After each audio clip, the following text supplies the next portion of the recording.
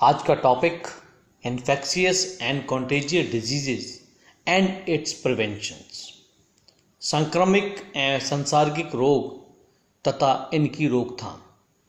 सभी कैडेट्स के लिए एक ये विशेष और महत्वपूर्ण विषय है कि संक्रमिक एवं सांसर्गिक रोग तथा इनकी रोकथाम कैसे की जाए, क्योंकि कहा जाता है कि prevention is better than cure. कोई रोग ही ना हो, उसका बचाव पहले से ही किया जाए जिससे कि उसकी रोकथाम की नौबत हमारी ना आए, तो इस और हमें कदम बढ़ाना चाहिए, जैसे कि स्वच्छता अभियान। क्योंकि अगर हमारा वातावरण अस्वच्छ रहेगा तो निश्चय ही रोगों का फैलना मुनासिब है। हमारे पास ये जो topic infection, contagious disease and prevention और इनकी जो रोकथाम हमारे रोगों की है, इसके अंदर देखेंगे आप कि जो मेरे इस टॉपिक का जो एम है, लक्ष्य है कि आपको परिचित करवाना है सभी कैडेट्स को कि संक्रमिक और सांसर्गिक रोग क्या होते हैं तथा इनकी रोकथाम कैसे की जाती है। To acquaint the cadets about infectious and contagious diseases and its prevention. इस विषय को दो भागों में बांटा गया है। पहले भाग के अंदर जो हमारे रोग क्या होते हैं, एक अवधारणा जो है इसको समझाया गया है। उसके बाद इन्फेक्शियस और कॉन्टेजियस डिजीज, संक्रामक और सांसर्गिक रोग क्या होते हैं, उनके अर्थ को समझाया गया है। फिर लिस्ट ऑफ इन्फेक्शियस डिजीजेस, जितने भी हमारे संक्रामक रोग हैं उनकी पूरी लिस्ट, कौन कौन से रोग, महत्वपूर्ण रोग उसमें आते हैं जो कि हमारे समाज को प्रभावित करता है, उसके अंदर उसको समझाया गया है। उसके बाद explanation of infectious diseases spread by bacteria, virus, protozoa and fungus. Bacteria मतलब हमारे जो जीवाणु हैं, वायरस विषाणु, और प्रोटोजोआ परजीवी, और फंगस द्वारा जो फैलने वाले रोग, इन्फेक्शियस रोग हैं, उनको इसमें समझाया गया है। वहीं पार्ट 2 के अंदर जो हमारे कॉन्टेजियस डिजीज हैं, संसर्गीय रोग जो है, जो कि बैक्टीरिया, वायरस, प्रोटोजोआ तथा फंगस से फैलते हैं, उनको एक लिस्ट उसकी है, उसके बाद उसको समझाया गया है। और अंततः लास्ट में इसका एक वैक्सीन्स, जो टीके लगाए जाते हैं, किस रोग में कौन सा टीका लगाया जाता है, उसकी एक लिस्ट पीछे बताई गई है। तो अब हमारा पार्ट 1, जिसके अंदर सबसे पहले हमें जानना जरूरी है कि रोग होता क्या है, डिजीज होती क्या है। रोग से तात्पर्य एक ऐसे विशेष असामान्य स्थिति से है जो जीव की संरचना एवं क्रिया पर नकारात्मक प्रभाव छोड़ता है। क्रिया मतलब फंक्शन, हमारी जो क्रियाएं करता है एक जीव, और संरचना उसकी जो पूरा बॉडी की एनाटॉमी जो होती है, उसको जो प्रभावित करता है, उसे हम रोग कहते हैं। रोग 2 कारकों से होता है। अगर उसके कारण देखेंगे आप तो 2 कारण होते हैं, एक बाह्य कारक और दूसरा हमारा आंतरिक कारक। बाह्य कारक मतलब ऐसे एक्सटर्नल फैक्टर्स जिसको हम रोगजनक, पैथोजेंस कहते हैं, और सूक्ष्म हमारे रोगाणु, माइक्रोस्कोपिक जर्म्स, जिसमें बैक्टीरिया, जिसको जीवाणु कहा जाता है, वायरस, विषाणु कहा जाता है, और प्रोटोजोआ या परजीवी, जिसको हिंदी में परजीवी बोलते हैं, और फंगस, ये आदि आते हैं इसके अंदर, जो कि बाहरी कारक होते हैं जिसके कारण रोग फैलते हैं। वहीं आंतरिक कारकों में रोग क्षमता की कमी, अगर इम्यून डिसऑर्डर हो जाए, इम्यून डेफिशिएंसी हो जाए हमारे शरीर के अंदर, तो जो हमारे जो एंटीबॉडीज होती है वो काम नहीं कर पाती, जिसके कारण रोग फैलने चालू हो जाते हैं। ऐसे हाइपर सेंसिटिविटी, अति संवेदनशीलता के कारण भी रोग फैलता है, जैसे हाई ब्लड प्रेशर हो जाता है। वहीं देखेंगे एलर्जी के कारण भी रोग फैलते हैं हमारे, ये हमारे आंतरिक कारण है। ऑटो इम्यून डिसऑर्डर्स, हमारे शरीर के अंदरूनी जो डिसऑर्डर्स होते हैं, जैसे इंसुलिन का ना बनना, जिससे डायबिटीज हो जाती है। तो कुछ ऐसे डिसऑर्डर्स होते हैं जो हमारे आंतरिक कारकों में गिने जाते हैं। दूसरे शब्दों में कहा जा सकता है कि रोग वह स्थिति होती है जिसमें दर्द मतलब पेन, विकार डिसऑर्डर्स, पीड़ा डिस्ट्रेस, संक्रमण मतलब इन्फेक्शंस और एक पृथक लक्षण आइसोलेटेड सिम्टम्स का मतलब अगर किसी को कोई रोग हो जाता है तो हम क्या करते हैं, बाकी जनमानस से उस व्यक्ति को, रोगी व्यक्ति को अलग दूर कर देते हैं, जिससे कि वो रोग दूसरे में भी ना फैल जाए। अब यहाँ पर रोगों को हमारे स्वास्थ्य के जो विशेषज्ञ हैं उन्होंने अलग अलग प्रकार से वर्गीकृत किया गया है। अब देखेंगे पहला जो प्रकार है जिसमें बोला गया जन्मजात रोग, कंजेनिटल डिजीजेस, जो मतलब एक बच्चे में, एक शिशु के अंदर जन्म लेते ही उसके माँ बाप द्वारा उसके अंदर वो जो रोग आ जाते हैं उनसे हम कंजेनिटल डिजीजेस कहते हैं। एक अधिग्रहित रोग, एक्वायर्ड डिजीजेस, ऐसे रोग जो जन्म के पश्चात जो उस व्यक्ति में पनपते हैं। जैसे आप देखेंगे कि मलेरिया हो गया, जन्म के पश्चात हुआ उसको, तो ऐसे जन्म के होने के पश्चात जो जो रोग होते हैं उसे हम एक्वायर्ड डिजीज कहते हैं। उसी प्रकार कई अन्य विशेषज्ञों ने इसको 4 प्रकार में बांटा है, जिसमें पहला संक्रामक रोग, इन्फेक्शियस डिजीज, जो फैलते हैं रोग।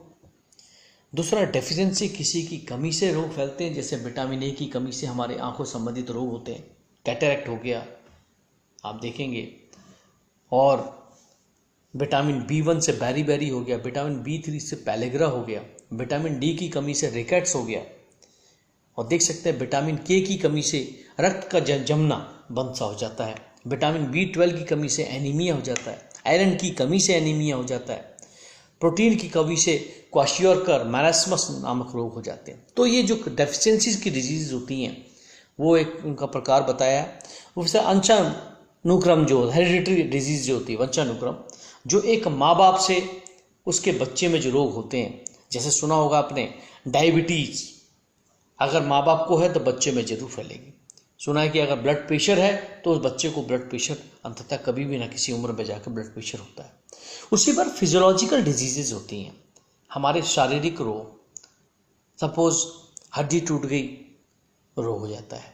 पता पड़ा कि कोई अंदरूनी कोई रोग हो गया, मतलब जो हमारे शारीरिक, जो हमारे सिस्टम्स हैं उसके अंदर कोई विकार आ जाए तो फिजियोलॉजिकल डिजीजेस के अंतर्गत आते हैं।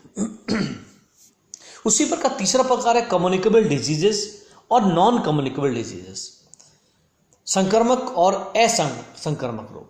संक्रामक रोग तो वे रोग होते हैं जो फैलते हैं।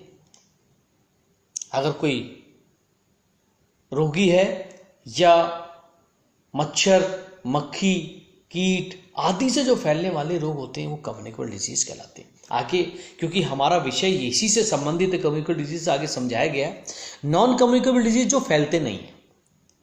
अब क्या नहीं फैलते, जैसे मुझे डायबिटीज है तो मेरे पड़ोसी को डायबिटीज नहीं होगी, मुझे ब्लड प्रेशर है तो मेरे पड़ोसी को ब्लड प्रेशर नहीं होगा। तो ऐसे कुछ रोग, सपोज मेरी हड्डी के अंदर कोई विकार आ गया तो मेरे पड़ोसी को विकार नहीं होगा हड्डी के अंदर, तो ऐसे रोगों को हम नॉन कम्युनिकेबल डिजीज कहते हैं। अब चलते हम कि हमारा जो विषय है वो कम्युनिकेबल डिजीज से संबंधित है, जिसको कि हिंदी में संक्रामक रोग कहते हैं। अब यहाँ पर हमारा जो टॉपिक है वो है कि इन्फेक्शियस और contagious diseases and its prevention. तो अब हम जानना चाहेंगे कि इन्फेक्शियस डिजीज क्या होते हैं और कॉन्टेजियस डिजीजेस क्या होते हैं, क्योंकि इन्फेक्शियस का मतलब फैलने वाले रोग, कॉन्टेजियस का मतलब भी फैलने वाले रोग होते हैं, बशर्ते यह रोग डायरेक्ट और इनडायरेक्ट कॉन्टैक्ट के कारण फैलते हैं। अब देखेंगे, अगर हम परिभाषा देखते हैं इन्फेक्शियस डिजीज की, तो ये रोगजनक जो पैथोजेंस कहते हैं या माइक्रोस्कोपिक जर्म्स होते हैं, जैसे जीवाणु, विषाणु, प्रोटोजोआ या परजीवी, कवक आदि के कारण ये फैलते हैं। ये शरीर के अंदर प्रवेश कर विकसित होते हैं, किसी के शरीर में अंदर घुस जाते हैं और वो धीरे धीरे अपने को विकसित करते हैं और कई अपने संख्या बढ़ा देते हैं।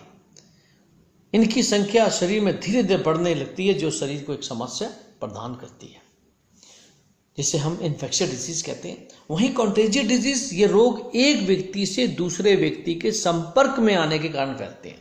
अब देखा होगा संपर्क भी 2 प्रकार के, एक डायरेक्ट कांटेक्ट, एक इनडायरेक्ट कांटेक्ट। डायरेक्ट कांटेक्ट का मतलब मैंने किसी से हाथ मिलाया, मैंने किसी को चुंबन लिया, किस किया मैंने, तो ये तो डायरेक्ट कांटेक्ट हो गए। इनडायरेक्ट कांटेक्ट के अंदर क्या आता है कि मेरी टॉवल किसी ने यूज करी, मेरी जुराब किसी ने पहन ली, मेरा फ़ोन किसी ने दूसरे ने यूज़ किया, तो ये इनडायरेक्ट कॉन्टैक्ट होते हैं। अब आगे देखते हैं, इनको हमने विस्तार से समझाया है। सबसे पहले संक्रामक रोगों की सूची है, जो इन्फेक्शियस डिजीज होते हैं उनकी एक सूची है। पहले मैं इन दोनों के अंदर अंतर स्पष्ट जरूर करना चाहूँगा कि कॉन्टेजियस और इन्फेक्शियस डिजीज के अंदर अंतर क्या है। इन्फेक्शियस डिजीज का मतलब फैलने वाले, कॉन्टेजियस डिजीज का मतलब भी फैलने वाले होते हैं। तो हम ये कह सकते हैं कि कॉन्टेजियस डिजीज जो होती हैं वो एक सबसेट होता है इन्फेक्शियस डिजीज का। कहने का मतलब सभी कॉन्टेजियस डिजीज इन्फेक्शियस डिजीज होते हैं, मगर सभी इन्फेक्शियस डिजीज कॉन्टेजियस नहीं होते हैं। फैलने वाले, सपोज मैं कहता हूँ फूड पॉइजनिंग। फूड पॉइजनिंग क्या होता है? दूषित भोजन खाने से फूड पॉइजनिंग होती है। तो दूषित भोजन क्या है? वाहक है, उसके कारण फैल रहा है ये। अगर वो भोजन कोई और भी खाएगा उसको भी फैलेगा। मगर अगर मुझे फूड पॉइजनिंग हुई है तो मेरे पड़ोसी को, मेरे साथी को फूड पॉइजनिंग नहीं होगी। तो ये क्या है? कॉन्टेजियस नहीं हुआ, मेरे से मेरे साथी को ये रोग नहीं फैल रहा है, तो ये कॉन्टेजियस नहीं कहलाएगा, ये इन्फेक्शियस कहलाएगा। वहीं मैं कहता हूं कि स्कैबीज हो गई, खुजली हो गई। खुजली क्या है? फैलने वाला रोग है, एक दूसरे से फैलता है, मगर कैसे फैलेगा? कांटेक्ट के कारण फैलेगा। सपोज मैंने बताया कि कांटेक्ट भी दो प्रकार के होते, प्रत्यक्ष और अप्रत्यक्ष। प्रत्यक्ष का मतलब कि भाई मैंने उससे हाथ मिलाया, मैंने उसकी चप्पल पहन ली, मैंने उसका जूता पहन लिया, उसकी टॉवल यूज कर ली, उसके कपड़े पहन लिए, उसका फोन यूज कर लिया मैंने, तो ये क्या कहलाएगा? हमारा क्या कहलाएगा? डायरेक्ट कांटेक्ट हो गया। तो ये कांटेक्ट से फैल रहा है। तो आप देखेंगे इन्फेक्शियस डिजीजेस की एक लिस्ट यहां पर, क्योंकि मैंने क्या किया है यहां पर इन्फेक्शियस डिजीज मैंने बताया जैसे कि पैथोजेंस के कारण फैलता है, जो रोगजनक होते हैं, बैक्टीरिया, वायरस, प्रोटोजोआ और फंगस, मेन ये चार हैं। तो आप उसके हिसाब से हमने सबसे पहले सभी रोगों को अलग अलग वर्गीकृत किया है। देखेंगे इन्फेक्शियस डिजीज जो बैक्टीरियल डिजीज होती हैं उसमें टेटनस, बॉटुलिज्म जिसको फूड पॉइजनिंग कहते हैं, टाइफाइड मियादी बुखार या मोती झरा जिसको कहते हैं, कॉलेरा, हैजा, मेनिंजाइटिस जो दिमागी हमारा रोग होता है, मस्तिष्क का संबंधित, पायरिया जो दांतों से संबंधित होता है। इसको आगे विस्तार से समझाया गया है।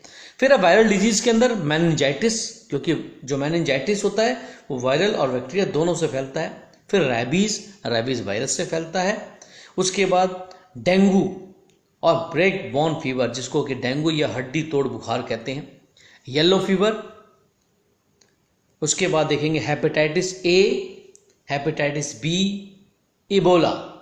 अभी आपने सुना होगा इबोला काफ़ी आज की तारीख में ऐसा रोग है जिसमें कोई व्यक्ति अपने प्राण त्याग रहा है इस रोग के कारण। वहीं आप देखेंगे प्रोटोजोअल जिसको कि हम परजीवी कहते हैं, उससे मलेरिया, स्लीपिंग सिकनेस जिसको निद्रा रोग कहते हैं, टेप वॉर्म और bladder worm, tape worm, filaria जिसको कि हेलिमिंथेसिस, पेचिस। वहीं आप देखेंगे फंगल डिजीज के अंदर काला जर, जो काला जार कहते हैं जिसको। और आप देखेंगे वहीं पर मैंने क्या किया, कॉन्टेजियस डिजीज की भी एक यहाँ पर एक लिस्ट है जिसके अंदर आप बैक्टीरियल डिजीज देखेंगे, लेप्रोसी, कुष्ठ रोग जिसको बोलते हैं हम। फिर टाइफाइड मियादी बुखार, ये हमारा कॉन्टेजियस भी है और हमने अभी क्या इन्फेक्शियस। उसके बाद ट्यूबरक्लोसिस, टीबी जिसको कहते हैं हम, क्षय रोग, डिप्थीरिया, रोहिणी जिसको कहते हैं हम, वुफिंग कफ, काली खांसी या कुकुर खांसी जिसको कहा जाता है, सिफिलिस। उसके बाद प्लेग, गनोरिया, ये सेक्सुअल ट्रांसमिटेड डिजीज है। फिर कैलामेडिया। उसके वायरल डिजीज देखेंगे जो कंटेजियस डिजीज है, मम्स, इन्फ्लुएंजा जिसको प्रतिशाम या श्लेष्मा ज्वर कहते हैं, फ्लू जिसको बोला जाता है, मीजल्स, खसरा, स्मॉल पॉक्स, चेचक, चिकन पॉक्स, छोटी माता, पोलियो, हर्पीज, ट्रैकोमा, एड्स। फिर हेपेटाइटिस बी, यकृत, जो मतलब हमारे लीवर से संबंधित बीमारी होती है, कॉमन कोल्ड सर्दी या जुकाम, फिर रुबेला जिसको कि जर्मन मीजल, पीला ज्वर येलो फीवर, फिर स्वाइन फ्लू, और देखेंगे आप प्रोटोजुआ से जो फैलने वाले रोग हैं, लेप्रोसी कुष्ठ रोग, पायरिया जो दांतों का रोग मसूड़े का रोग होता है, उसके फंगल डिजीज में एथलीट फुट कॉन्टेजियस डिजीज। अगर आपको एथलीट फुट है, आपने बाथरूम यूज़ किया, वहीं पर कोई दूसरा व्यक्ति उस बाथरूम को यूज़ करता है तो एथलीट फुट होने की संभावना उसमें बनी रहती है। उसके स्कैबीज, अस्थमा, ये कुछ कॉन्टेजियस डिजीज है। अब हम बात करते हैं एक एक रोगों को लेके जो इन्फेक्शियस डिजीज है। नंबर 1 इन्फेक्शियस डिजीज हमने जो लिया है टेटनस, जो कि लॉक जॉ भी कहा जाता है। इसको हिंदी में धनुष्टंकार रोग भी कहा जाता है। इसके बैक्टीरिया का नाम क्लोस्ट्रिडियम टिटैनी होता है। इसका प्रभावित जो तंत्र होता है तंत्रिका तंत्र होता है, नर्वस सिस्टम होता है। प्रभावित अंग संपूर्ण शरीर और मांसपेशियां होती हैं। लक्षण इसमें शरीर में झटका, बेहोशी, पसीना आना, मांसपेशी अकड़ जाना, उच्च रक्तदाब तथा जबड़े बंद हो जाते हैं, इसलिए इसको लॉकजो कहा जाता है। इसका जो कारक है, एजेंट जो है इसके, वो धूल, गंदगी व जंग होता है, इसके कारण फैलता है। इसके रोकथाम के लिए जो वैक्सीन है, टेटनस का जो टॉक्साइड जो वैक्सीन होता है उसका यूज़ किया जाता है। और घाव की देखभाल बहुत इम्पोर्टेंट चीज़ होती है, बहुत महत्वपूर्ण होती है, कि जिससे कि इस टेटनस के इन्फेक्शन से बचा सकता है। इसलिए सभी कैडेट्स को ध्यान रखना है कि कैंप के दौरान या किसी भी एनसीसी एक्टिविटीज या अपने घर के अंदर अगर कोई कटफट हमारे शरीर में लगता है तो हमें तुरंत उसकी सफाई करनी चाहिए, डिटॉल से या साबुन से सफाई करनी चाहिए, अन्यथा क्या होता है टेटनस फैलने का संभावना रहती है। आप देख सकते हैं कि ये पैर में कील चुभी, एक जंग रूपी कील पैर के अंदर चुभी है, जिससे कि इसके बैक्टीरिया शरीर में फैलने चालू हो गया। इसलिए अगर ऐसा होता है तो आपको तुरंत इसका वैक्सीन जो टेटनस टॉक्साइड होता है उसको लगाना चाहिए। उसके बाद देखेंगे आप, अगला है बॉटुलिज्म, जिसको फूड पॉइजनिंग कहते हैं। हमारा इन्फेक्शियस डिजीज नंबर 2 इस हमारी स्लाइड के अंदर। इसका बैक्टीरिया का नाम है क्लोस्ट्रिडियम बोटुलिनम। इसका प्रभावित तंत्र जो होता है पाचन तंत्र होता है। प्रभावित अंग हमारी आंतें होती हैं, इंटेस्टाइन। लक्षण क्या होता है, उल्टी आने लग जाएगी, आंखों से डबल दिखने का, दोहरा दिखने लगेगा। इसका कारक भोजन होता है, पानी होता है, इसके कारण ये फैलता है दूसरों व्यक्ति में। इसके रोकथाम का वैक्सीन जो होती है वो नीमोकॉकल, ठीक है। इसमें हाथों को ठीक से धोना चाहिए अगर भाई देवे, क्योंकि फूड पॉइजनिंग इसी से होता है। आज की तारीख में हमें कैडेट्स को भोजन करने से पहले हाथों को अच्छी तरह धोना चाहिए साबुन से, उसके बाद ही हमें भोजन ग्रहण करना चाहिए। और जैसा कि लिखा है, refrigerate all left over and cooked food within 2 hours after cooking, 1 hour if the temperature above 90 Fahrenheit. तो पका हुआ भोजन 2 घंटे के अंदर हमें खा लेना चाहिए। Properly home canned food, specially low acid foods, हमें लो एसिड फूड्स खाना चाहिए। फूड कैसा होना चाहिए हमारा, एल्कलाइन, जो बेसिक होना है। Boil home processed low acid canned food for 10 minutes prior for serving. कैसा भी फूड हो उसको 10 मिनट बॉयल करने के पश्चात ही उसे भोजन के रूप में प्रयोग करना चाहिए। बॉटुलिज्म में देख सकते हैं कि किस प्रकार से एक बच्चे की स्थिति इस बॉटुलिज्म के अनुसार इसकी ऐसी स्थिति हुई है फूड पॉइजनिंग में। अब आगे आते हैं हम, टाइफाइड वाकई में एक महत्वपूर्ण बीमारी है। इसका बैक्टीरिया जो है सैल्मोनेला टाइफी, इसका या दूसरा जो नाम है एबेस्थेला टाइफी। सैल्मोनेला टाइफी और एबेस्थेला टाइफी होता है। इसका तंत्र होता है पाचन तंत्र। प्रवाहित जो अंग होंगी इसमें आंतें होती हैं, इंटेस्टाइन होती है हमारी। लक्षण कैसे पता पड़ेगा, बुखार हो रहा होगा, दुर्बलता आ रही हो, कमजोरी आ रही होगी, आंतों में छेद हो जाता है कभी कभी इसमें, सिर में दर्द, पेट में दर्द, पेट में सूजन, कब्ज होने लग जाती है, सूखी खांसी होने लग जाती है, भूख लगना बंद हो जाता है। कारक इसका क्या है, वही भोजन और जल, फूड एंड वाटर। इसकी रोकथाम, स्वच्छ जल ग्रहण करना चाहिए, स्वच्छ भोजन, स्वच्छता से रहना चाहिए, क्योंकि मोदी जी की भी मुहिम चल रही है पूरे हिंदुस्तान के अंदर कि स्वच्छता अभियान।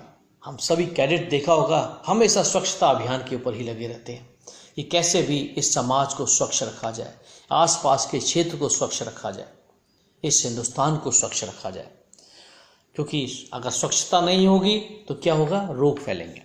अब इसका वैक्सीन देखेंगे आप, टाइफाइड के लिए जो वैक्सीन है टीसीवी, जिसको बोलते हैं टाइफाइड कंजुगेट वैक्सीन, एक VIPS VI capsular polysaccharides. Typhoid fever आप देख सकते हैं, रैशेज हो जाते हैं बॉडी के अंदर, आंखों में दर्द, सिर में दर्द, बुखार, मसल्स के अंदर एचेज आने लग जाते हैं, जोड़ों में दर्द चालू हो जाता है। ये टाइफाइड के हमारे लक्षण हैं। अब आप देखेंगे अगला जो रोग है रैबीज। रैबीज का जो वायरस होता है उसको रैब्डो वायरस कहते हैं। लीजा वायरस टाइप 1 भी होता है। इसका जो तंत्र होता है प्रभावित, वो नर्वस सिस्टम होता है, तंत्रिका तंत्र। इससे लक्षण कैसे लगेगा, उस जिसको रैबीज हो जाता है उसको पानी से डर लग जाता है, जिसको हाइड्रोफोबिया भी कहते हैं।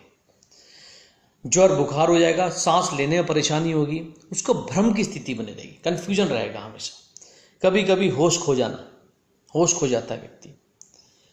और आप देखें इसका कारक का बिना टीका लगे रेबीज ग्रस्त जानवर, क्योंकि क्या होता है अगर पालतू जानवर घर में है तो उसका रेबीज का इंजेक्शन लगाया जाता है, जिससे अगर वो किसी को काटता है तो शायद दूसरे को वो रेबीज जो वायरस होता नहीं फैलता है। तो जैसे कुत्ते हमारे घर में, बिल्ली, चमगादड़, बंदर आदि के काट लेने से रेबीज फैलता है। अब देखेंगे इसका संभ्रात काल, ये 10 दिन में ठीक हो जाता है या कभी कई वर्ष लग जाते हैं इसको ठीक होने में। इसकी रोकथाम, जहां कुत्ता काटता है स्वच्छ जल से सफाई करनी चाहिए, उसको बांधना, पट्टी नहीं करनी चाहिए कभी भी। और उसके वैक्सीन होते हैं, मोवस रैबीज, राबावर्ट, रैबीपोर। आज की तारीख में आप देखो सरकारी अस्पतालों में रैबीपोर का इंजेक्शन रैबीज के लिए दिया जा रहा है। देख सकते हैं ये जानवर दिखाए गए हैं, चमगादड़, ये आपकी लोमड़ी, उसके बाद आप देख सकते हैं कुत्ता, इनके काटने से, क्योंकि हमारे नर्वस सिस्टम को ये प्रभावित करता है।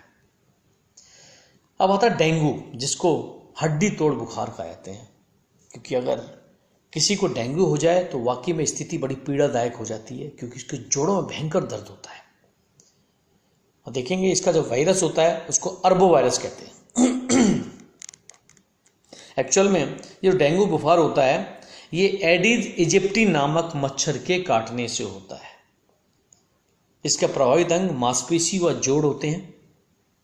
लक्षण क्या होता है, बुखार हो जाएगा, आपको पूरे शरीर में दर्द होगा, जोड़ों में दर्द होगा, आंखों में पानी आने लग जाता है। इसके कारक मच्छर है, जैसे हमने बताया एडिस इजिप्टी नामक मच्छर के काटने से होता है। इसकी रोकथाम क्या है, स्वच्छ जल से सफाई। वाकई में पहली बात तो मच्छर ही ना पनपे, हमें ऐसी स्थिति करनी कि मच्छर ही ना पनपे वहाँ पर, तो पूरी साफ सफाई रखनी चाहिए। कूलर के अंदर पानी नहीं छोड़ना चाहिए।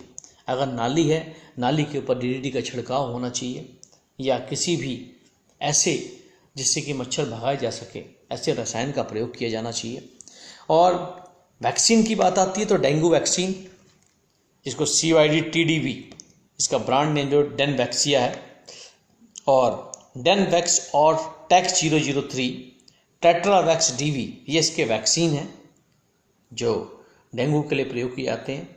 देख सकते हैं इसका सिम्टम्स, ये एडिस इजिप्टी मच्छर है हमारे, कैसे ये हमारे, मैंने जैसा बताया कि ये हमारे किसको प्रभावित करता है, मांसपेशी और जोड़ों को। अब आता है मलेरिया, ये भी आपको पता ही है मच्छर के काटने से फैलता है। प्लाज्मोडियम नामक परजीवी के कारण होता है, ये यहाँ पैरासाइटिक बात आती है। तो आप देखेंगे जो वाहक होता है वो क्या होता है, मादा एनाफिलीज मच्छर, जो फीमेल एनाफिलीज मॉस्किटो होता है उसके कारण ये फैलता है। इसमें ठंड के साथ बुखार आता है। प्रभावित अंग हमारा रेड ब्लड सेल्स। आप देखेंगे अगर किसी को मलेरिया होता है तो स्प्लेन जो होता है हमारा, प्लीहा जिसको बोलते हैं, जहाँ से कि RBC का प्रोडक्शन होता है, उसको ये प्रभावित करता है। यकृत, लीवर को प्रभावित करता है। इसका सम्राट काल 10 से 20 दिन। अगर किसी को मलेरिया हो जाए तो उसको ठीक होने में 10 से 20 दिन लगते हैं। इसकी रोकथाम के लिए एंटी मॉस्किटो स्प्रे, यूज एंट मॉस्किटो लॉशन, सभी कैडेट्स को मैं कहना चाहूँगा कि जब भी आप कैंप जाइए, कहीं भी जाइए, आपके पास लोशन होना चाहिए और सबसे बेस्ट वे मच्छरदानी, मॉस्किटो नेट होना बहुत ज़रूरी है आजकल, उसका कोई तोड़ नहीं है। और जो वैक्सीन होते हैं, RTS वैक्सीन, AS01 वैक्सीन, ये इसके वैक्सीन होते हैं जो मलेरिया ग्रस्त व्यक्ति को लगाए जाते हैं। उसके बाद आप देख सकते हैं कैसे मच्छर ये व्यक्ति के शरीर पे कैसे काट रहा है। अब आता है फिलेरिया। फिलेरिया मतलब पीला पाँव। वाकई में एक बड़ी विकट स्थिति होती है इसके अंदर। होता क्या है कि इस रोग में हेलमिंथेसियस समूह का रोग इसको कहा जाता है। ये रोग फिलेरोडिया प्रकार के राउंड वर्म नामक प्रजाति के संक्रमण का परिणाम होता है। ये काली मक्खी, जिसको क्यूलेक्स मच्छर के कारण फैलता है, ब्लैक फ्लाई या क्यूलेक्स मच्छरों के कारण फैलता है।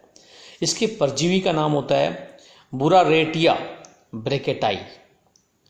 उसके प्रभावित अंग इसमें पैर व अंडकोश, हमारे जो टेस्टिस होते हैं वो इसके प्रभावित अंग होते हैं। इसमें पैर मोटे हो जाते हैं, जिसे हम हाथी पाँव एलिफेंथिसिस कहते हैं। लक्षण इसमें तेज बुखार व अंडकोश में सूजन होती है। इसके रोकथाम के लिए मॉस्किटो बाइट पर मच्छर से बचना पड़ेगा आपको, ठीक है। उसके बाद जैसे अगर कोई काटता है तो हमारा ब्लड टेस्ट होना चाहिए, मॉस्किटो नेट का यूज़ करना चाहिए, और मेन मच्छर ही आपको ना काटे उसके लिए लोशन। ये आजकल आपने देखा होगा ऑयल आने लग गया है, हम लोग कछुआ छाप यूज़ करते हैं, गुड नाइट यूज़ होता है। आज की तारीख में एक स्प्रे आने लग गया है कि स्प्रे आप दीवार पे मारेंगे तो कम से कम 12-13 घंटे तक मच्छर उस एरिया में नहीं आता। फिलेरिया, देखिए इसको कहते हैं हम फिलेरिया पीला पाँव, जिसको हाथी पाँव भी हमारे हिंदुस्तान में कहा जाता है। अब आप देखेंगे काला जर। काला जर ये सेकेंड लार्जेस्ट पैरासिटिक किलर होता है वर्ल्ड के अंदर। आप देखेंगे इसमें जो रुधिर, हमारा रक्त होता है, लसिका मतलब लिम्फ, प्लीहा मीन्स स्प्लीन, अस्थि मज्जा मतलब बोन मैरो आदि प्रभावित होते हैं। क्योंकि ये जब देख रहे हो लसिका, प्लीहा तथा अस्थि मज्जा, ये कहाँ से क्या होता है, हमारे ब्लड का प्रोडक्शन होता है, रक्त का प्रोडक्शन होता है, उत्पादन होता है। ये रोग मलेरिया के बाद दूसरा सबसे बड़ा पैरासाइटिक किलर रोग है। इसमें तेज बुखार आता है, एनीमिया का डर बना रहता है तथा यकृत में सूजन आ जाती है। इसके परजीवी का नाम लिसीमेनिया डोनोवानी। ये शरीर के रोग प्रतिरोधक क्षमता को प्रभावित करता है, क्योंकि ये लसिका, प्लीहा तथा अस्थि मज्जा को प्रभावित कर रहा है।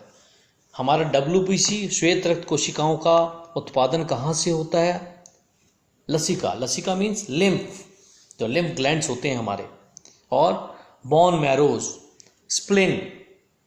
इसका वाहक कौन होता है, बालू मक्खी, आपने देखा होगा सैंड फ्लाई होती हैं, उनके काटने से ये रोग फैलता है, काला जर।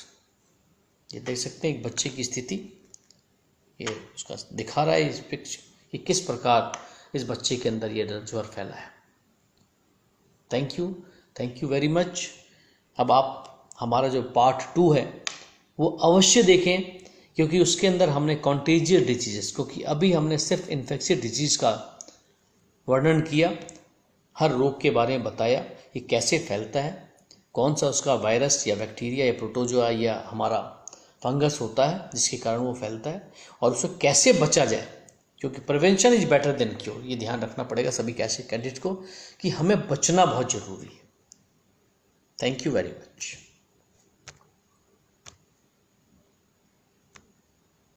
Infectious and contagious diseases and its prevention. संक्रमिक एवं सांसर्गिक रोग तथा इनकी रोकथाम का ये पार्ट 2। पिछले पार्ट में हमने इन्फेक्शियस डिजीज़ के बारे में बताया और कई इन्फेक्शियस डिजीज़ का हमने वहाँ वर्णन किया। उसी प्रकार अब आता है कॉन्टेजियस डिजीज़। इसका हमारा लक्ष्य हमारे इस लेक्चर का to acquaint the cadets about infectious and contagious diseases and its prevention, संक्रमिक एवं सांसर्गिक रोग तथा इनकी रोकथाम। पार्ट 2। जैसे कि मैंने पिछले पार्ट 1 में बताया कि कॉन्टेजियस डिजीज जो होता है वो एक भाग होता है इन्फेक्शियस डिजीज का। सभी कॉन्टेजियस डिजीज इन्फेक्शियस डिजीज होते हैं, सभी इन्फेक्शियस डिजीज कॉन्टेजियस नहीं होते हैं। जैसे मैंने उदाहरण भी लिया, अगर मैं कहूँ कि किसी को फूड पॉइजनिंग हो गई है, तो फूड पॉइजनिंग जो है इन्फेक्शियस डिजीज़ है, क्योंकि वो दूषित भोजन, मतलब भोजन से फैलता है या गंदा पानी से फैलता है, उसके कारण वो फैलता है। तो फैलने वाला रोग तो है, बट कॉन्टेजियस नहीं है, क्योंकि कॉन्टेजियस डिजीज़ वो होती हैं जो प्रत्यक्ष या अप्रत्यक्ष रूप से व्यक्ति से, जो उससे संक्रामक जिसमें फैल रखा हो, उससे छूलने से, उसके कांटेक्ट से वो रोग फैलता है।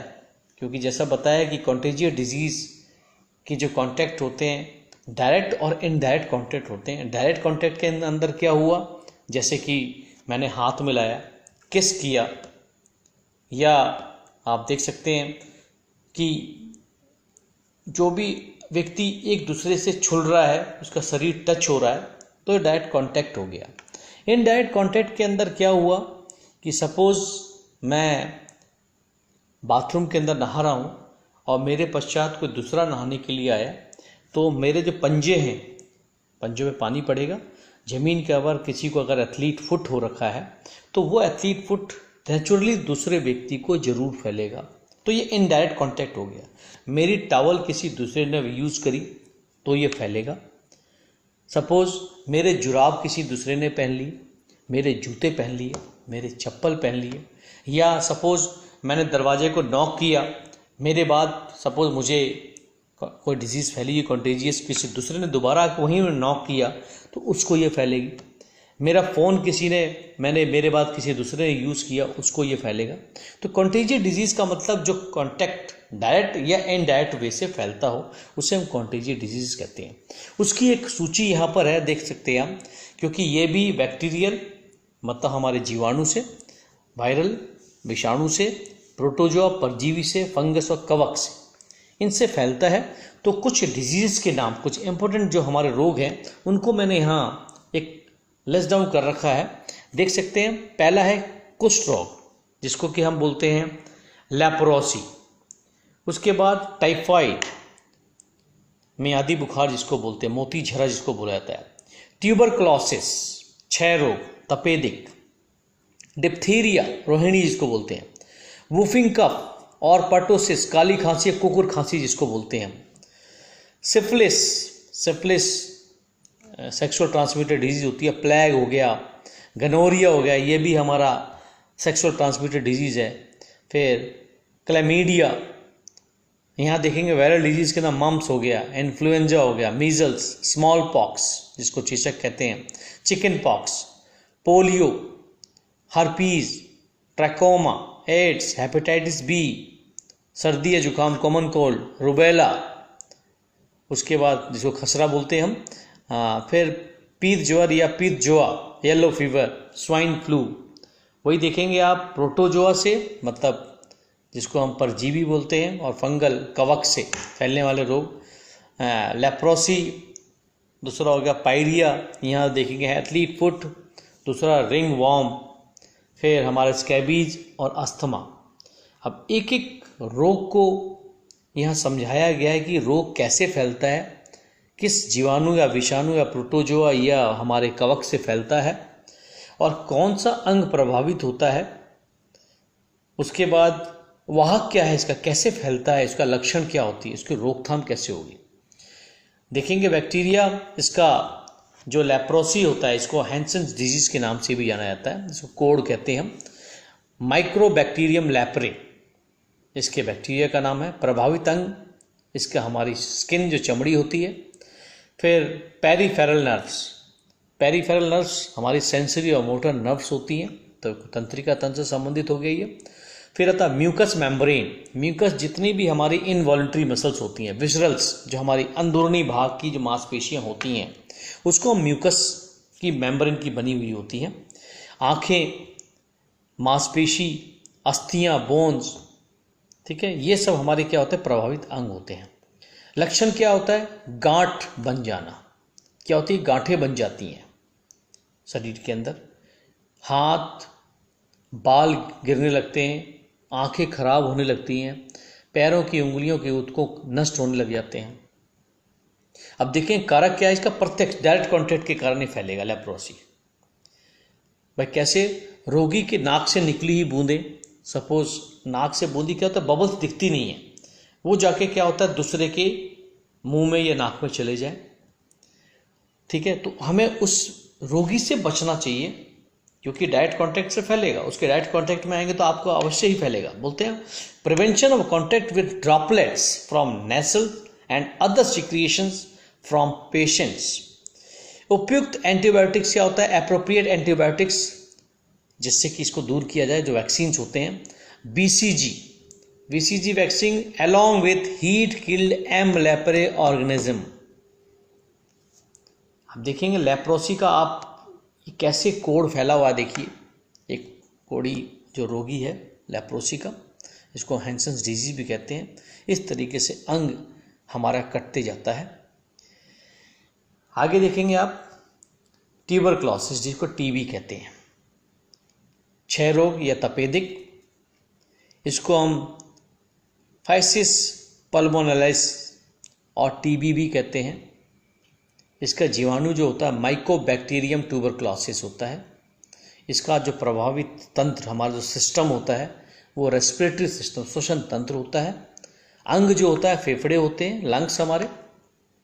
लक्षण भाई कैसे पता पड़ता है, उसको ज्वर, खांसी, थूक में रक्त आने लग जाता है, सांस फूलने लग जाती है, बलगम आता है अधिक से अधिक, आदि इसकी लक्षण है। इसका कारक हवा है, हवा से ये फैलता है। इसके रोकथाम के लिए वैक्सीन जो है बीसीजी बूस्टर, बीसीजी इसका पूरा जो नाम है, फुल फॉर्म जो है वैसिले कैलामेट गुरीन। अब भाई और कैसे रोकथाम कर सकते हो आप, house should be adequately ventilated. हमारा घर, हमारा जहाँ हम रह रहे हैं वो पूरा वेंटिलेटेड होना चाहिए, हवा का आदान प्रदान बहुत अच्छा होना चाहिए। Anyone who cough should be educated on cough etiquette। अगर कफ आ रहा है किसी को तो उसको एटिकेट्स आने चाहिए कि कफ को कैसे फेंकना है।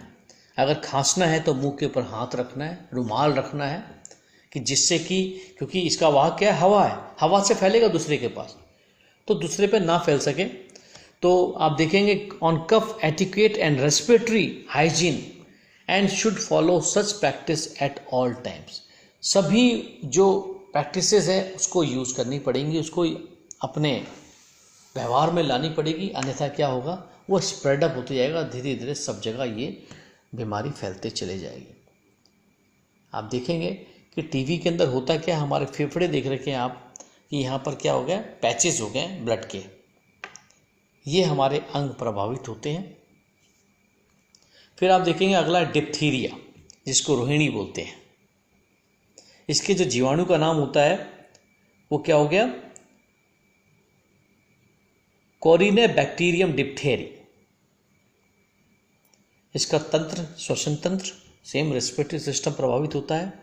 इसका अंग श्वास नली मतलब जिसको हम क्या बोलते हैं, हम ट्रैकिया, श्वास नली। ट्रैकिया जाके आगे क्या होता है, दो भागों में बढ़ता है, ब्रोंकस में, और ये ब्रोंकस दो फेफड़ों में जाके परिवर्तित होता है। फिर अंदर ब्रोंचीज होती हैं, ब्रोंकियोल्स होते हैं। तो आप देखेंगे डिप्थीरिया इस भाग को प्रभावित करता है। इसके लक्षण तेज बुखार, श्वास लेने में पीड़ा, दम घुटने लग जाता है, और इसको ठीक होने में साथ जो इनकम्बेशन पीरियड बोलते हैं, संभ्रात काल, 2 से 6 दिन होता है। इसका कारक डायरेक्ट कॉन्टैक्ट से फैलता है। ये इसके लिए चिकित्सक द्वारा एक शिक टेस्ट लिया जाता है, उससे पता लगता है कि इसको डिप्थीरिया है या नहीं। इसके लिए जो वैक्सीन है, पहला है DT, diphtheria and tetanus vaccine, जो 7 साल तक के बच्चों के लिए होता है। फिर D tap, diphtheria, tetanus and pertussis vaccine, ये भी 7 साल तक के बच्चों के लिए होता है। Tetanus and diphtheria TD vaccine more than 7 year, 7 साल से ऊपर के लिए टीडी वैक्सीन होता है। फिर tetanus, diphtheria and pertussis, Tdap vaccine, ये भी 7 साल से ऊपर के बच्चों के लिए होता है। अब देखेंगे रोहिणी के अंदर क्या क्या स्थिति हो रही है। आप देख सकते हैं कि हमारे मुंह वाले जो भाग है उसके अंदर इसका जो हमारा जो जीवाणु है, बैक्टीरिया है, वो अंदर फैलते जा रहा है इसके अंदर। अब आता है काली खांसी या कुकुर खांसी, जिसको 100 डेज कफ भी कहते हैं, पर्टोसिस भी कहते हैं। इसके जीवाणु का नाम बॉर्डेटेला पर्टोसिस। इसका प्रभावित तंत्र श्वसन तंत्र होता है, प्रभावित अंग सेम वही श्वास नली होती है, ट्रैकिया होता है। इसमें लक्षण क्या होता है? खांसी व खांसी के साथ बलगम आना, सांस लेते वक्त हु की आवाज का आना, पसलियों में दर्द रहना, अत्यधिक थकान महसूस करना, जुकाम, नाक बहना और हल्का बुखार। इसका इनकम्बेशन पीरियड संप्रात काल होता है 1 से 2 सप्ताह होता है। इसका विकारक हवा होता है, वायु से फैलता है ये रोग। इसके रोकथाम के लिए वैक्सीन लगाते हैं। पहला vaccine D tap, diphtheria, tetanus और पर्टोसिस, तीनों का वैक्सीन होता है जो कि 7 साल तक के बच्चों को दिया जाता है।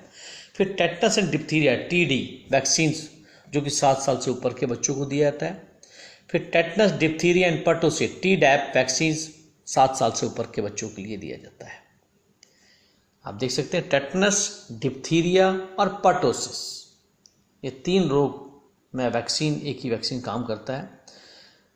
ये स्थिति हो जाती है बच्चे की।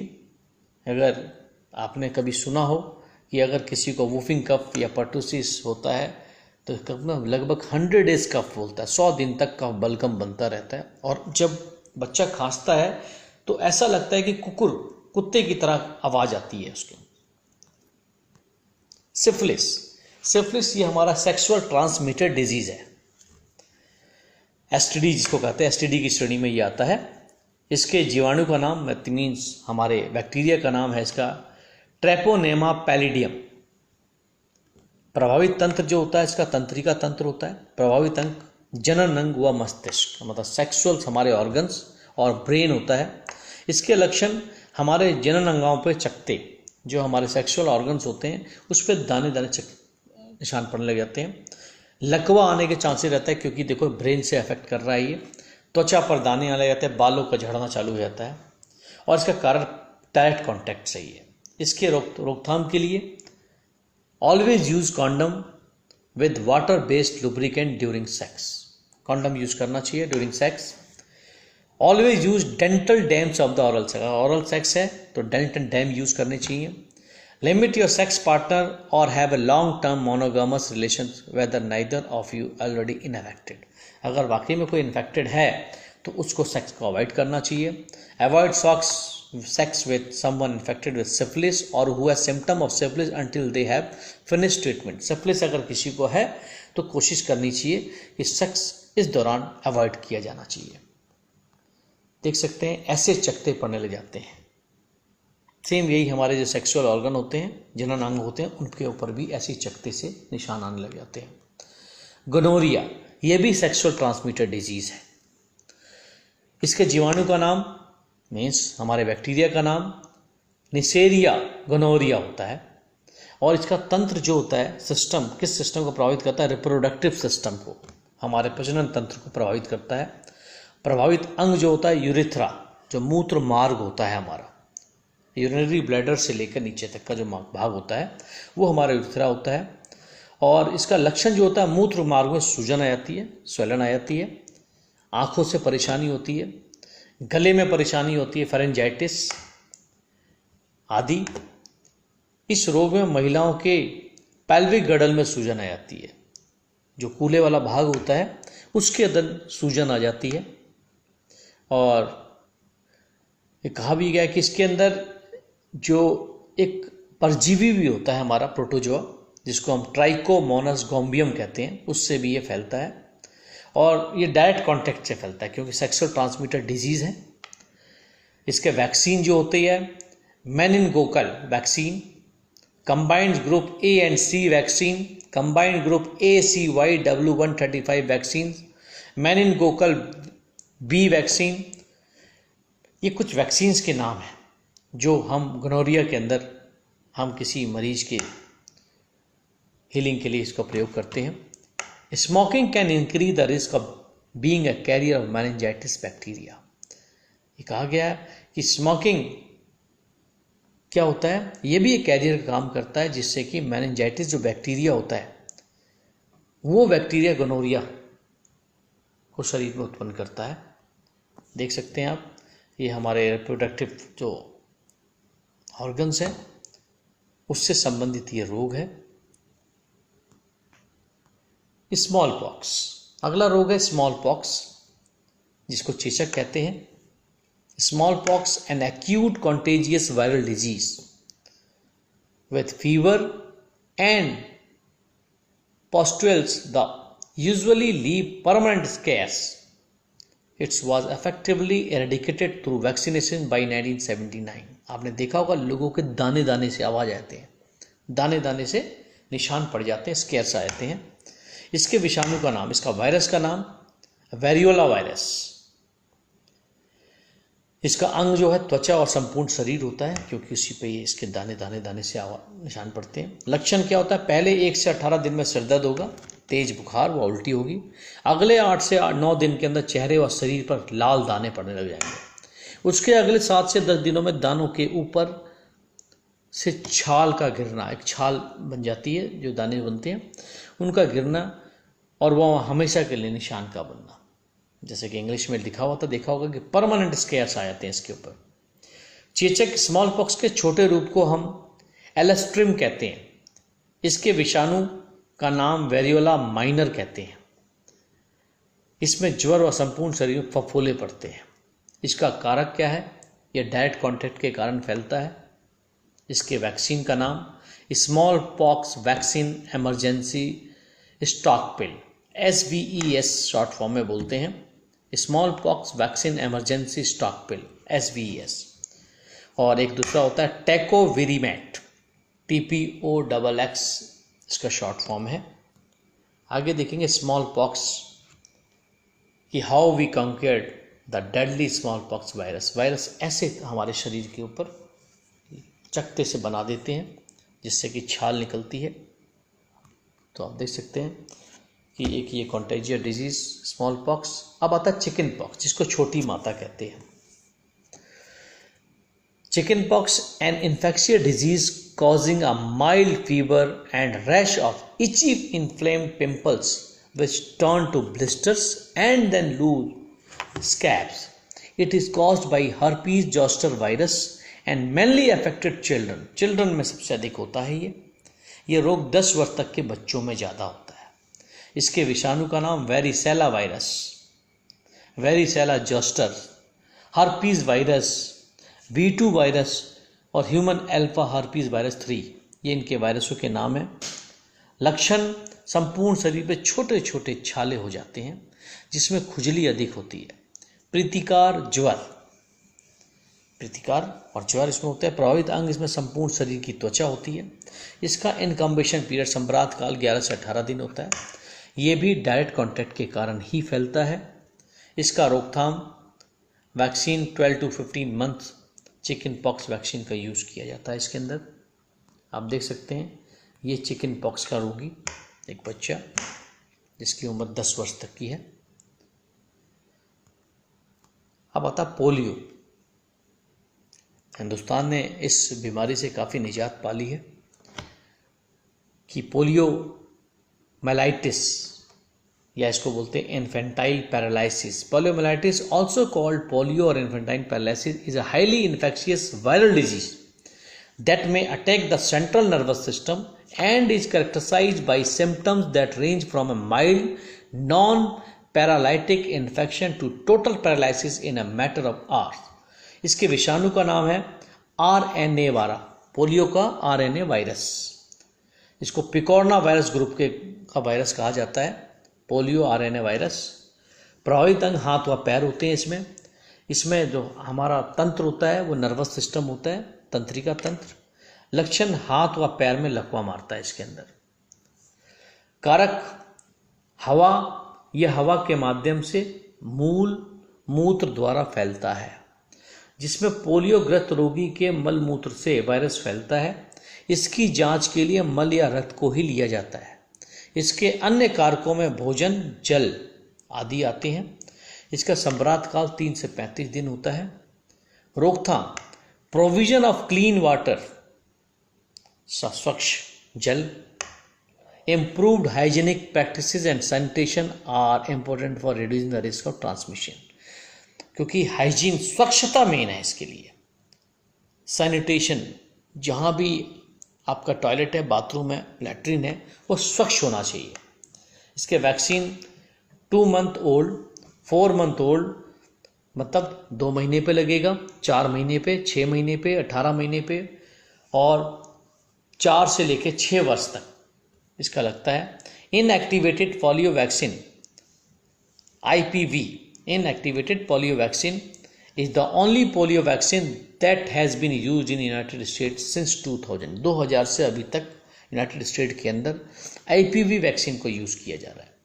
ओरल पोलियो वैक्सीन हमारे हिंदुस्तान में OPV यूज़ किया जाता है। ओरल पोलियो वैक्सीन देखा होगा आपने, जिसमें हमारे NCC कैडेट्स की भी ड्यूटी लगती है।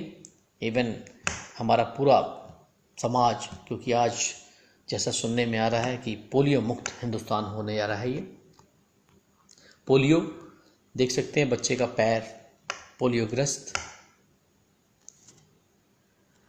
ठीक है। पोलियो के सिम्टम्स यहाँ दिखा रखे हैं: fever, breathing difficulties, muscles weakness, stiff neck, abnormal sensation. अब उसके बाद देखेंगे आप कि पायरिया। पायरिया हमारा कैसा डिजीज है? एक फंगल डिजीज है। Pyorrhoea gum disease is a condition that denotes poor oral hygiene. इसलिए सभी कैडेट्स को सवेरे उठने के पश्चात ब्रश करना चाहिए और रात को सोने से पहले ब्रश करना चाहिए। In some of that people around the world this is the problem that is often time overlook कर जाते हैं लोग, करते नहीं हैं, जिसका परिणाम क्या होता है? पायरिया के रूप में होता है। आप देखेंगे कि there is some information that you have to know regarding the pyorrhoea gum disease. ये दांतों की जड़ों तथा मसूड़ों की बीमारी होती है। इसमें मसूड़ों में सूजन, रक्त तथा मवाद निकलता है। ये रोग एंट अमीबा जिंजीवैलिस के कारण होता है। यह पहला अमीबा है जिसका वर्णन मनुष्य के लिए सबसे पहले किया गया है। इसकी रोकथाम: ब्रश योर टीथ, आपके टीथ को ब्रश करना है, माउथ वॉश करना है, सवेरे उठने के बाद ब्रश करना है, रात के सोने के बाद ब्रश करना है।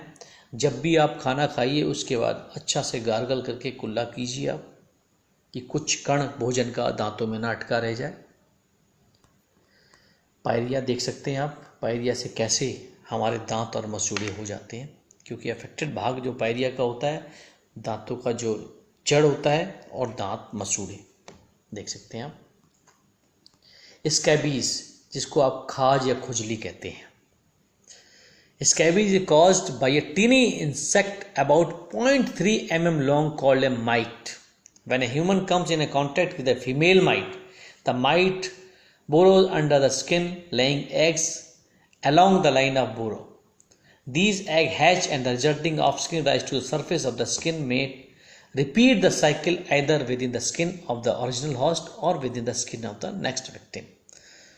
ये साफ वर्णन है कि जो माइट, एक छोटा सा इंसेक्ट होता है माइट, आप देखेंगे वो जो फीमेल माइट होती है वो हमारे स्किन के अंदर घुस के क्या करती है? अंडे देती है और धीरे धीरे स्प्रेड अप होने लग जाती है और ये हमारे खाज का परिणाम होती है। ये संपर्क वाला रोग है। इसे 7 ईयर इच के नाम से भी जाना जाता है। इसका प्रभावित अंग त्वचा है। इसके कवक का नाम है एक्यारिस स्कैबीज तथा सार्कोपीज स्कैबीज। इसकी रोकथाम बाई सफाई, क्लीननेस, यूज लोशन। स्कैबीज के वैक्सीन आते हैं वो लगवाने पड़ते हैं। इसमें देख सकते हैं इस तरीके से ये हमारे शरीर के चमड़ी के पास फैलता है और ये वाकई में बड़ी दुखदायी स्थिति होती है, क्योंकि इसमें खुजाल, खाज बहुत अधिक मचती है इसके अंदर। एक वैक्सीन का चार्ट है, आप देख सकते हैं, क्योंकि ये स्क्रीन पे बहुत छोटा आ रहा होगा। अब हेपेटाइटिस बी के लिए कब कब लगाया जाता है ये वैक्सीन और कौन सा वायरस लगता है, आप देख सकते हैं। हेपेटाइटिस बी के लिए कब कब इंजेक्शन लगना है इसके अंदर वैक्सीन। रोटा वायरस के लिए कौन सा लगता है। डिप्थीरिया, टेटनस, पर्टुसिस के लिए डी टैप आप देख सकते हैं, जैसा कि मैंने पहले बताया। तो ये पूरा एक वैक्सीन का चार्ट है जो 0 से 6 साल के बच्चों के लिए है। ये यूनाइटेड स्टेट्स की एक जो मैगजीन थी उससे कॉपी किया गया है। और अंततः थैंक यू, धन्यवाद। बच्चों के, हमारे कैडेट्स के मस्तिष्क में कई प्रश्न आ रहे होंगे, बट जैसा अभी हमारी स्लाइड्स और जैसा प्रेजेंटेशन हुआ, शायद आपको कंटेजियस और इन्फेक्शियस डिजीज़ के बारे में पता पड़ गया होगा। क्योंकि जितने फैलने वाले रोग होते हैं, कम्युनिकेबल डिजीज़ जितनी होती हैं वो इन्फेक्शियस डिजीज़ होती हैं। उन इन्फेक्शियस डिजीज़ में कुछ कंटेजियस डिजीज़ होती हैं कि जो डायरेक्ट या इनडायरेक्ट कॉन्टैक्ट के कारण फैलती हैं। और इससे कैसे बचा जाए इन डिजीज़ से, वो काफ़ी वैक्सीन्स और उनकी रोकथाम कैसे की जाती है, वो हमारी सभी स्लाइड्स के अंदर बताया गया है। और मैं सभी कैडेट से ये आग्रह करूँगा और हमारे प्रधानमंत्री नरेंद्र भाई मोदी जी के संग कंधे से कंधे मिलाकर चलने का भी सबसे आह्वान करूँगा। क्योंकि स्वच्छता अभियान जिस तरीके से हमारे हिंदुस्तान के अंदर चली आ रही है, जिसमें कैडेट्स एक अहम भूमिका अदा कर रहे हैं, क्योंकि अगर हमारा वातावरण स्वच्छ रहेगा तो किसी प्रकार की कंटेजियस या इन्फेक्शियस डिजीज़ होने की संभावना शून्य हो जाएगी। धन्यवाद।